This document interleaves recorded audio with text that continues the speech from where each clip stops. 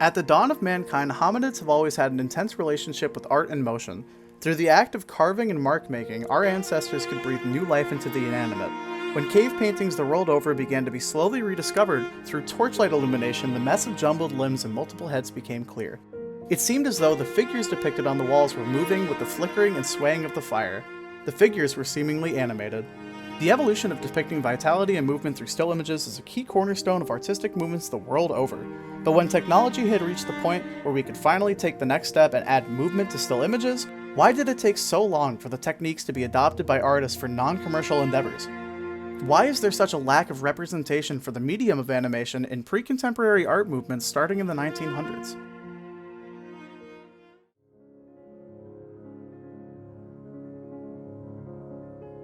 Now, to discuss animation as a medium and its history in the relation to other art movements, it's imperative to define what animation is. In a broad sense, animation is the act of giving life to the inanimate, either through motion or vitality. In a more narrow definition as it relates to art, animation is the act of stringing similar images together in a logical series that implies the illusion of life in motion. This could mean anything from a series of still images played in sequence, much like a slideshow, to the fluid sequences at high frame rates that imply a greater sense of realism, to even 3D computer-generated videos made in virtually simulated spaces. To relate it to art history, the style of animation discussed in this video presentation will primarily focus on 2D hand-drawn animation displayed through film, until it transitions into computer-aided animation displayed on screens in the contemporary age. Film history in and of itself has had plenty of art movements, and through these movements there was a real push to have film be taken seriously as a genre. Movements such as German Expressionism, which attempted to convey emotional states through harsh contrast and sharp angles, or the highly dynamic French New Wave, characterized by a more inanimate style of camera work peppered with jump cuts, gave the film a strong case and an even stronger backbone of works to aid the public perception of the genre as a real artistic medium. Looking through a wider lens at history of animation, there seems to be a lack of any sort of similar art movements. What were the barriers that prevented studios of artists from producing their own works independent from Hollywood and the larger industry? The availability of animation as a medium as we would modernly define it actually predates the invention of film. Playing back reels of pre-recorded images in sequence, as it turns out, is much easier to do than to capture said images from real life. So before the invention of video cinematography, artists such as Charles-Émile Renaud created vibrant works of art, such as his 1892 debut show Pantomimes Lumineuses, consisting of several short animated stories. Much of what came before cinema, however, was just experimentation. The ambition to create works of art or feature-length films was almost non-existent before the advent of a proper film camera, as most artists would have to have made the technology themselves. After video cameras became accessible, though, animators would not be too far behind. Some artists were rather quick on taking advantage of the new technology. Artists such as Viking Egeling and others involved in the Dada movement, for example, produced works such as Symphonie Diagonale, a stark, stylistic visual showcase of flowing shapes and patterns. In the most Dada presentation possible, this piece was a direct response to how cinema began to take its own artistic foothold and would begin to take itself more seriously. Dada as an art movement would stand against these sort of ideals and instead thought it apt to present these meaningless shapes and patterns in the same format. Due to animation's commitment of resources to the craft, artists would naturally want to work in abstraction. This would lead to strong stylization that in the 1920s, in America at least, would have some more sinister beginnings.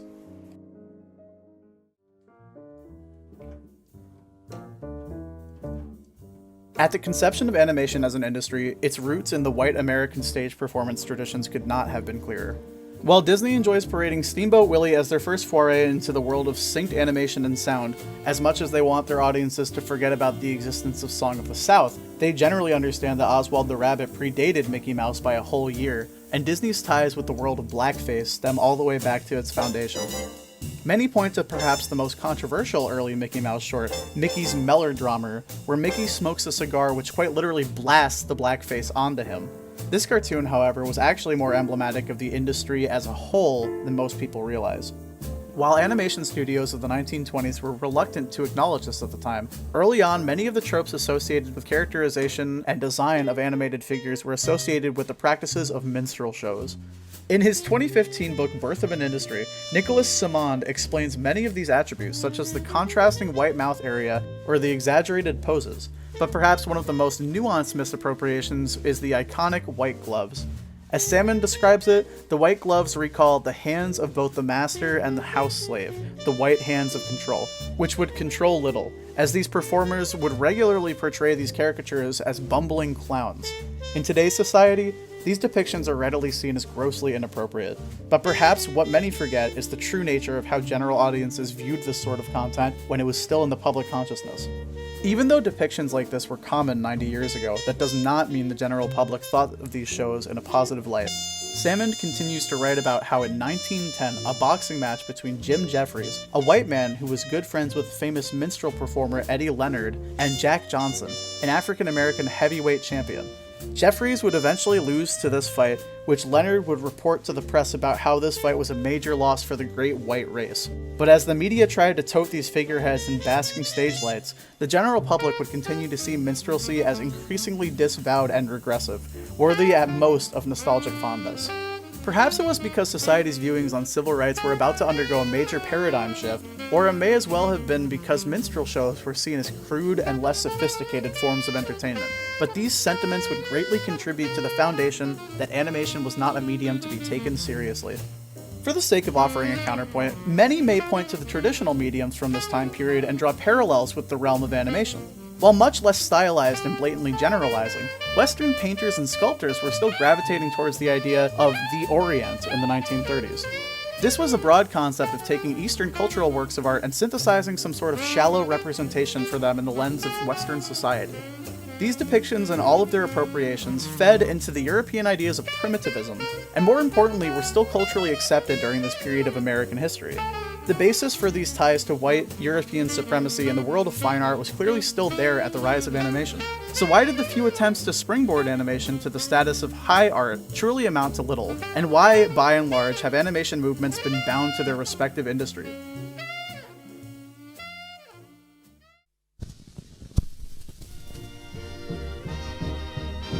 Perhaps one of the most fascinating early case studies is that of Walt Disney and Salvador Dali's collaborative Destino. When Dali first met Disney in 1937, he saw the latent potential of animation from a surrealist perspective to warp and alter reality in a way that was all but impossible in the medium of traditional film.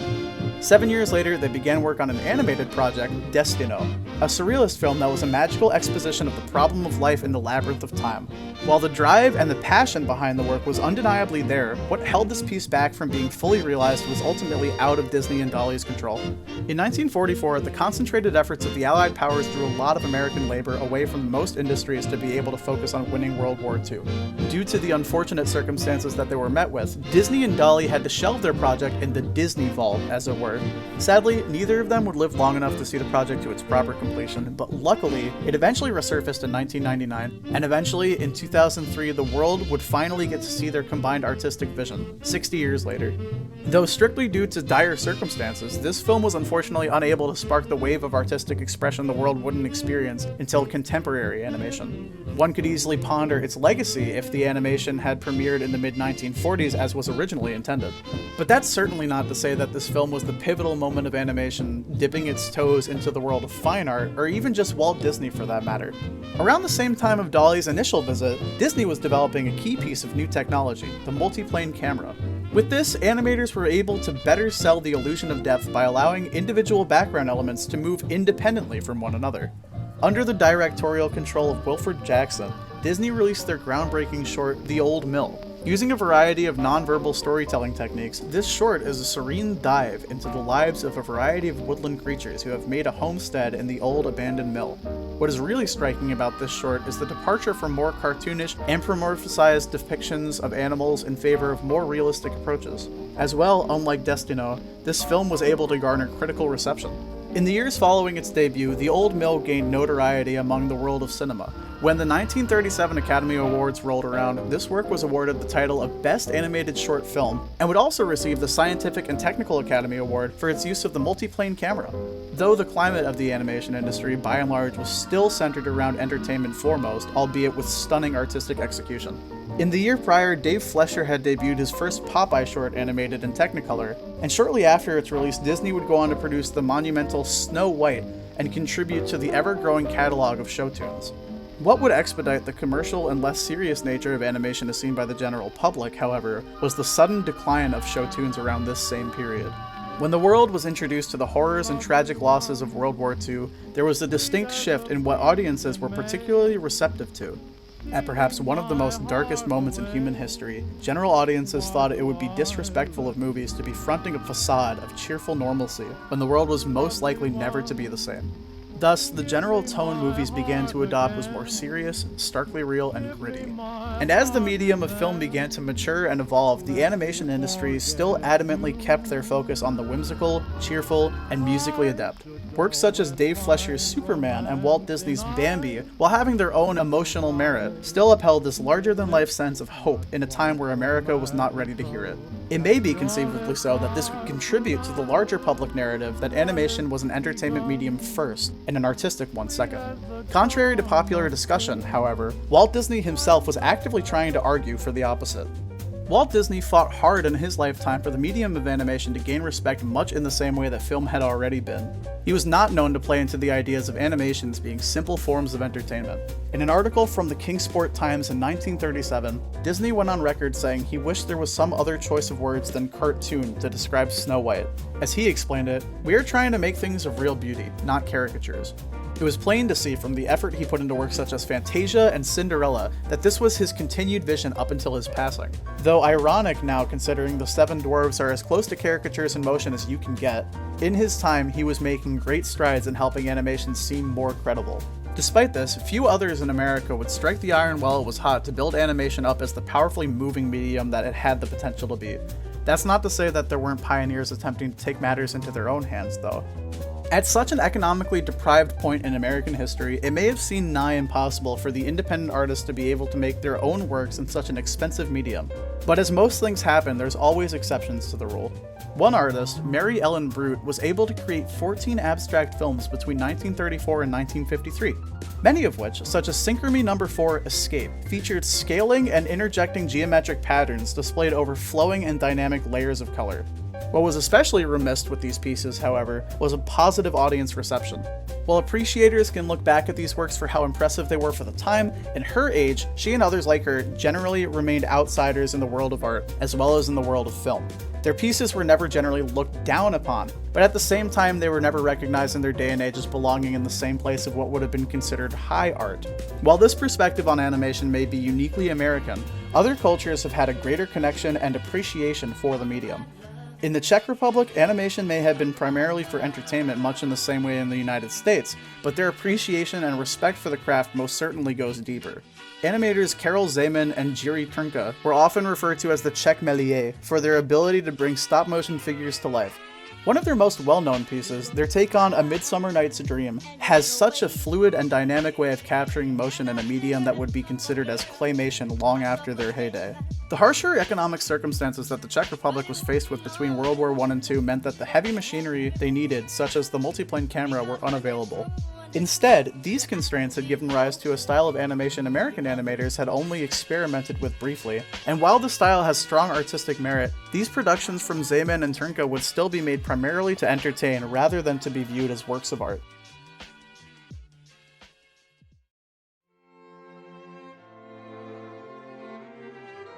Even though there were clearly animators interested in breaking the mold and branching out into the more thought-provoking productions, culture was not the only factor holding them back. The cost to produce animated motion pictures has always been significantly higher than the cost to produce live-action films. The cost of production for Disney's Snow White was estimated to be $1.5 million, while the average cost for a similarly huge studio like Warner Brothers was only in the $500,000 to $600,000 range, roughly one-third of the cost. Cost differences as well as exerted effort would give most artists wanting to make a moving work of art good reason to go with film rather than animation. There had to have been some economic incentive for big-name studios to be willing to produce an animated film, and the tools required for these projects were all but impossible to obtain independently. While animation became more readily available with time, however, the momentum for independent projects would still be dredging at a snail's pace, but not to say that there weren't impactful films being made.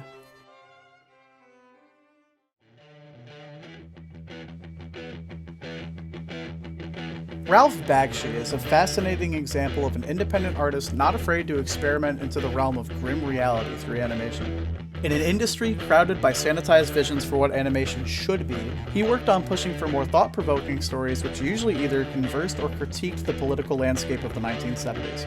He described his movie Wizards as grappling with ideas of fascism rising to power again, as well as the rise of domestic terrorism. His movie Street Fight was not only a visceral critique of the disenfranchisement of African Americans, but also further exaggerated the stereotypes of Hollywood used against African Americans to instead critique the establishment itself. For this critique, the film was selected to be first screened at the Museum of Modern Art and was even supported by the NAACP. What he exposed to American audiences was the possibility that animation can genuinely carry a more serious message than Disney or Warner Brothers had been presenting for decades. The circumstances that created this animation, though, had much more to do with the production atmosphere Bakshi was dealing with, as well as the legacy of white supremacy established in American cinema. In many ways, Bakshi borrows a lot of the ideas of viewing pop culture through a highly critical lens from the foundations set in pop art. In the early 1940s, artists from the independent group began synthesizing collages of the idealized American society in order to critique British society. From this, the highly critical pop art movement would take root to eventually spring to life in the 1960s. One of the most influential pieces Andy Warhol would go on to produce from his Marilyn Monroe collection, Gold Marilyn Monroe, uses garish and harsh printing techniques on a seemingly gold surface, reminiscent of as if she were the Virgin Mary. What Warhol was seemingly attempting to demonstrate was society's dramatic focus on fame and what it not only does to a person, but their likeness and legacy, formulaically turning them into some sort of thing to be worshipped. Could it not be argued that Bakshi was, much in the same way, exasperating the weaknesses of industrialized entertainment and the negative repercussions it's had on the depiction of people of color, while also criticizing the racial divide in America during the 1970s? Perhaps that's why this animated film was just as controversial back then as it would be seen if it had come out today. The circumstances that would lead to Eastern animation and its traditions, however, would unfold much differently than America.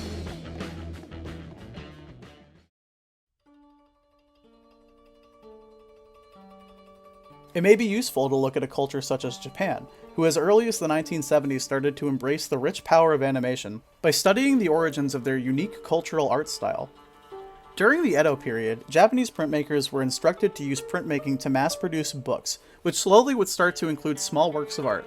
Through this period, artisans would begin to embrace printmaking for the unique style of art they could create. Artists like Katsushika Hokusai were able to create stunning stylized prints, such as the Great Wave of Kanagawa, which has had the staying power to be relevant in pop culture for centuries. In this respect, not only did artists have the passion for highly stylized works, but as well, these works were held in high regard by everyday people as a great source of pride in their nation. In addition, works like this would require the collaboration between many people involved in the process, such as the designer, the engraver, the printer, and the publisher. This is quite similar to how collaborative the process of animation necessarily was for most of modern history. With a foundation in stylized art as strong as this, and with the growing power of technology in the mid-1900s, all Japan would need to get their foot in the door in the industry was a stronger economic incentive. The second half of the 20th century would unfold into a flourish of diverse animated projects from Japan.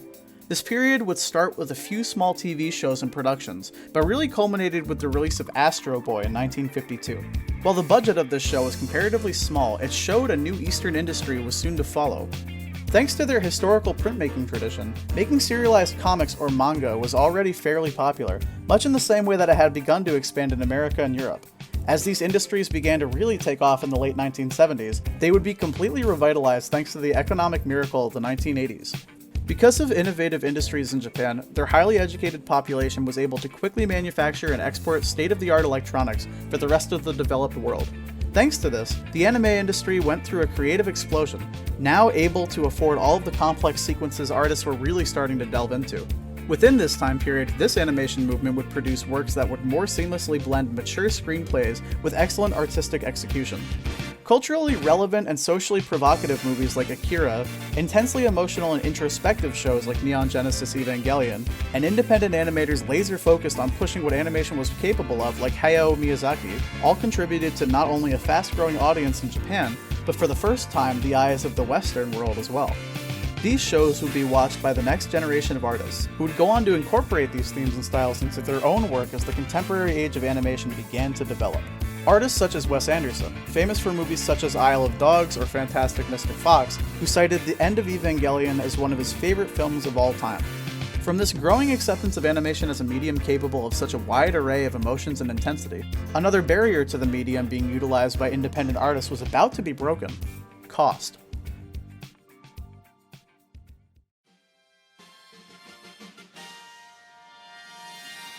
While digital animation had been understood for decades, starting in the mid to late 90s, the tools for independent animators would finally be at an approachable price. Previously, the price for physical animation was still fairly high, and computer animation in the 80s and early 90s was fairly archaic. Even more notably, the price of personal computers was still, on average, much higher than it is today. In 1981, IBM had just recently released their personal computer 5150, which, adjusted for inflation, would cost over $4,000 today. Comparatively, in 1998, Apple would release their first model of the iMac, costing only $2,000 adjusted for inflation, less than half the price. As personal computers became more accessible, the programs available would slowly grow with the technology and become more advanced. A key software used by many independent animators, Adobe Flash, had debuted in 1996 after the merger of Macromedia and FutureSplash. With it, computer users of the late 90s would have one of the most powerful independent animation tools on the market, available at their fingertips right for experimentation. While Flash would primarily be used for simple web animations and shortcuts in major motion pictures, as the 2000s would unravel, so too would the potential of the program. With powerful, affordable tools at their disposal, animators of the mid-2000s began to break new ground much in the same way that filmmakers had done during the rise of the film camera. Animators like Ali Folman, who would see the potential to use animation for its suspension of disbelief. In his 2008 documentary movie Waltz with Bashir, Folman depicts the tragic loss of life during the 1982 Israeli invasion of Lebanon. In this, Adobe Flash is put to its fullest potential for the time, creating vivid and intense imagery from just the descriptions of his friends' stories. If the recreations were done through live action here instead of animation, with the same budget, the effects and set pieces would only serve to break the viewer's immersion. What animation excels at here is its suspension of disbelief, which is much easier to pull off in a stylized medium than film. Suspension of disbelief is key in many impactful animated projects, whether serious or comical. What it allows us to do as viewers is to place ourselves in the reality that the creator makes in their work. In live action works, the suspension is quite fragile. If an actor were to give an awkward line delivery or do something that may seem impossible, it takes the viewer out of that created reality and makes them question the reason for the work itself. With animation, however, characters have the ability to do fantastic, otherworldly things, and viewers can much more easily understand without needing to question things, as the rules of the stylized version of reality have not been firmly established. What this would mean for a movie such as Waltz with Bashir is that these scenes can evoke the genuine feelings and emotions these real people were going through at the time, without necessarily having to look as realistic as possible. This isn't to say that animation has to be inherently narrative to be considered a work of art, especially in the contemporary age of modern art. Many contemporary artists have co-opted the medium to create works of art intended to be viewed in gallery spaces in the same way that more traditional mediums are seen. Katie Torn, a graduate of the School of Fine Arts in Chicago, has delved deep into this category, with her monolithic computer-generated artworks that unfold like tapestry. Her 2014 piece, Breathe Deep, is a complex network of popular internet culture melding with the world of fine art. The imagery mixing style here is almost like a living collage, with many small set pieces that come together to form an extravagant portrait of Denver Digerati, surrounded by the vicious biosphere of consumer culture. Following this exhibition, she's had multiple installations at MCA Denver, as well as the Rocky Mountain College of Art and Design. As we experience the contemporary age of art, it may be hard to classify this as any sort of movement or direction of art in general, but Torn's work demonstrates the growing acceptance of animation as a medium comparable to more traditional types such as painting or sculpture.